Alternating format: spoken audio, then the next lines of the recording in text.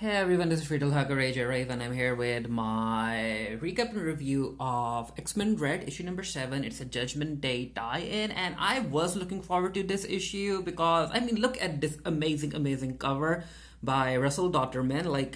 I was like, okay, so is this issue going to give a Storm versus Isca? So I was very excited, but no.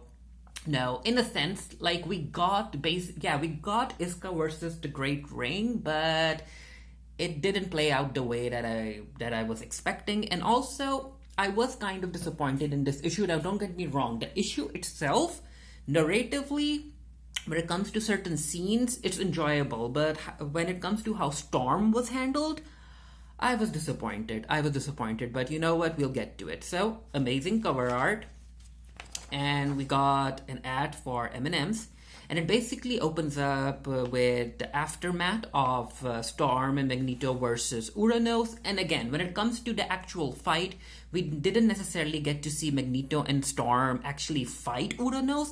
I was really looking forward to Storm basically trying to freeze him, trying to ruin his internal ear pressure or something, but no, we basically got a huge lightning strike. And yeah, it was like Judgment Day issue number 5, right? We got a huge lightning strike, and then with Tony's help, they ended up redirecting Uranos' weapons on himself, which, yeah, it was an anticlimactic fight as far as I'm concerned. So it's basically just showing Magneto dying, and before he dies, Storm is like, hey, I can still keep you alive, Eric. And Eric is like, no, I want to die. And of course, because these two ended up destroying their backups, there's still a way for them to be resurrected because of what Wanda did, where mutants are able to come back from the afterlife. But then again, as Magneto said that it will be my choice. And also he ended up giving his word to the Arakko that he won't go through the resurrection protocols. So he's going to stay true to his word. So it's time for Magneto to die. And he ends up talking about how you have new gods now. And I'm like, Magneto wants to be recognized as a god so bad. And I'm like, Magneto, really? Like, not everyone can be Storm, okay? So just, you are an Omega level mutant. Like, that should be enough. That should be enough for you. But yeah, as Magneto is dying, he ends up telling Storm that, you know what? Keep an eye on Charles, because Arakko was created by 3 people, Moira, Magneto, and Charles, and we all know what happened to Moira. And Magneto is dead, so basically Charles the only one alive. And I really like this line where Magneto is like, he is a good man, Aurora. We must be wary of good men, for what will they not do to show how good they are, which I'm like, that is a very strong line. Again, when it comes to the writing part, the dialogue, the emotions, like, Al Ewing has these characters down.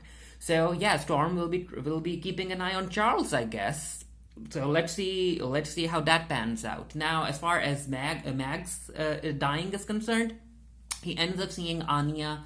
And yeah, it's time for him to go. And he's like, can you see her? Can you see her, Aurora? And Aurora's like, yes, I can see her too, Eric. And we're back on Arakko Prime, and after Uranos' attack, and yeah, basically the Arakko ended up, or the Great Circle members ended up taking all of the bones of the mutants, brothers and sisters that died, and they ended up using the bones to create an X, which is divided in the center. And yeah, it's time for them to basically deal with Isca. Problem like Maria. What's that song? I can't remember it right now from the sound of music. But yeah, they need to figure out what to do with Isca. And Isca is like, hey, you really can't do nothing to me, because my Omega mutant power is, or mutant weapon, is that I can't lose, okay? I can't lose. And yeah, the members are basically trying to figure out how to continue, because they rely a lot on their history. But yeah, Xylo's basically a majority of Xylo's body ended up being disintegrated, so history is lost, so they don't necessarily know what to do, and Isca just laughs at everyone.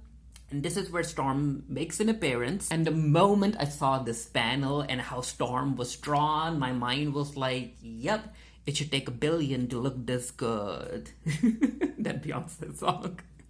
Like, she looks amazing. So basically, Storm has come back to Arakko with the Night Seats, and she talks about how every one of them is being judged by a celestial being with power that is greater than any of us can comprehend.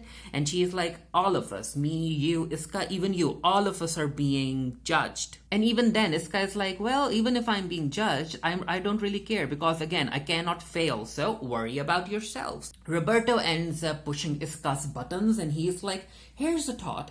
Did the great warrior Genesis ever win anything that actually mattered, Isca? If she had, wouldn't you have come home? So yeah, he ends up pushing Isca's button, and Isca's like, hey, I can kill you, I've already killed you, and I can take all of you together, okay? Because again, I cannot lose. And we get a flashback scene of Isca killing Roberto, and apparently it turns out that she ended up fighting other Great Ring members too, even if it was just a training session. So we get a flashback of Isca versus Storm, and Storm being defeated because again, Isca cannot be beaten. And she ends up talking about how none of you can beat me, and Storm is like, enough, Isca, enough. Knowing we would lose, we will still keep on fighting you. We will still fight you, even till death. And this is where the Fisher King steps in, and the Fisher King is like, I challenge you to a contest of understanding, Isca, and the winner is the one who most truly understands the meaning of loss. And yeah, if you want to defeat Isca, you have to play like a psychological game with her, because when it comes to a hand-to-hand actual physical fight, yeah, I highly doubt that you'll be winning. Roberto ended up playing a psychological game with her, and again, the Fisher King is basically doing the same thing. And we get this entire text. It's not visualized in comic book panels, which I would have liked for it to be visualized in comic book panels. Like, come on, increase the pages of the comic book, like, let me see all of it. But yeah, that text basically gives a flashback to Isca's childhood, all the way up to betraying Genesis and everything, and all the way up to her current position in Arakko.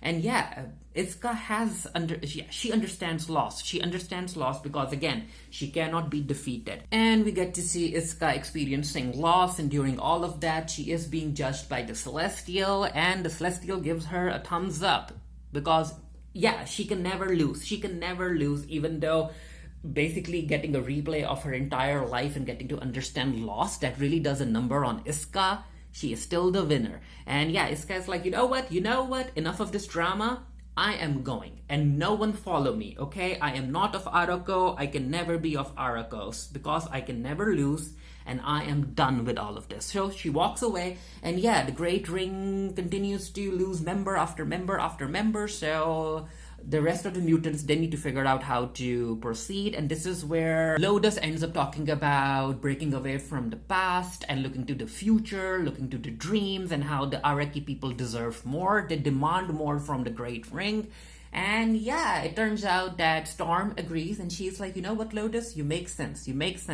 And then we get a scene where I was like, what the heck? Why would you do this, Al? Storm ends up yielding her seat, both seats, her seat on the Great Ring, as well as her title of Regent of Sol, and she ends up giving it to Lotus, because she's like, you know what, who should chart that future if not our poets and dreamers? And yeah, again, we get to see Storm's thoughts about how she seems to be being spread too thin. She doesn't feel that she's capable of basically fulfilling all of her responsibilities because she is of Earth and she is of Arakko. And I really like that fact, like this line where she was like, my mother, Earth, and then she talked about my mother and my child, the child being Arakko, because she ended up playing a role in creating it. But yeah, Storm is like, you know what, there's a whole lot of responsibility for me to handle, so I can't, so I am resigning my seat. I won't be Regent of Sol anymore. And she ends up taking the seat of loss in Magneto's name, and she's like, hey, there will be more candidates to fulfill the seats that are still empty in the Great Circle, and maybe when we're victorious I might end up taking another seat, but for right now I am taking the seat of loss. And we get this panel of Storm sitting on the seat of loss, and if you look in the background, she ended up creating Magneto's helmet with her powers, because again, whatever she's doing it in Magneto's memory.